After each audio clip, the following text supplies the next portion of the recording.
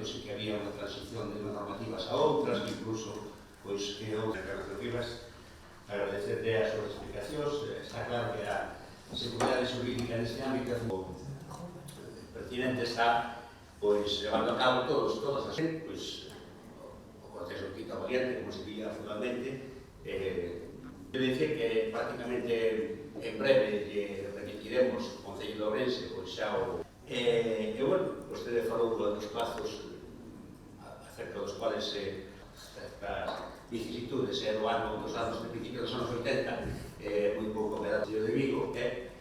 aproben que se pode aprobar igual o documento pues, unha serie de condicionantes a súa presencia e a minha condición de concelleiro neste caso do Concello de Ourense.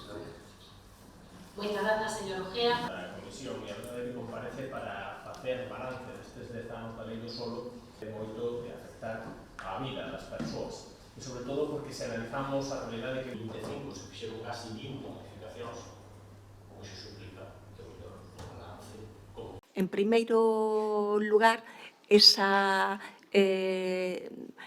vontade de que todos os concellos de Galicia se dotasen dun planeamento nun prazo razoable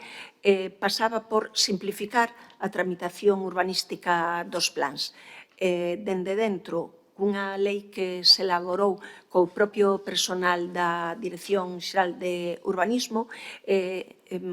decatamos que eran dous os focos fundamentais de retraso na tramitación dos plans. En primeiro lugar, era ese xurdir posteriormente a tramitación urbanística a tramitación ambiental dun xeito que eran dúas tramitacións que ían en paralelo, que se facían confluir nun determinado momento, pero que na nova lei xa se integran co conseguinte aforro de tempos. En primeiro lugar, o foco que todos e cada un de nós sabemos que está nas rúas, que o principal atranco na tramitación do planeamento é o recabar os informes sectoriais. Nese senso, eu penso que foi a medida máis relevante que se acordou coa Lei do Solo de Galicia, que non foi outra que establecer que todos e cada un dos informes sectoriais de competencia autonómica se emitisen ao mesmo tempo cun único prazo e cun sentido do silencio positivo. En primeiro lugar, eso nesa regulación de múltiples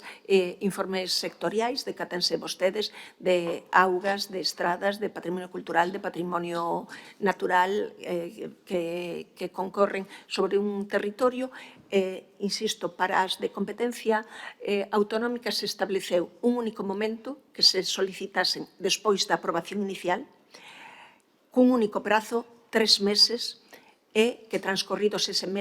3 meses o silencio fose considerado positivo, co cal a tramitación podía continuar. Fíxose, aínda subiuse un chanzo máis, que foi que todo este proceso se leva a cabo dende a Dirección Xeral de Urbanismo, de forma tal que un concello aproba un plan xeral ou unha modificación do plan xeral, o remíteo á Xunta, á Dirección Xeral de Urbanismo da Consellería de Vivenda e somos nós quenes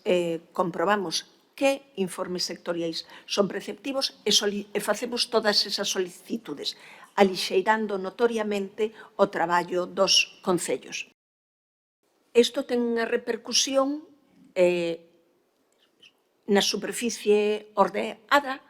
que se incrementou notoriamente, pero eu penso que o punto máis importante é a poboación beneficiada, que pasou dun pouco máis dun 30% de galegos cun planeamento adaptado a prácticamente o 50% nestes intres. En tempos, témolo medido, bueno, pois temos pasado de 9 a 4 anos, é dicir, pouco máis da metade.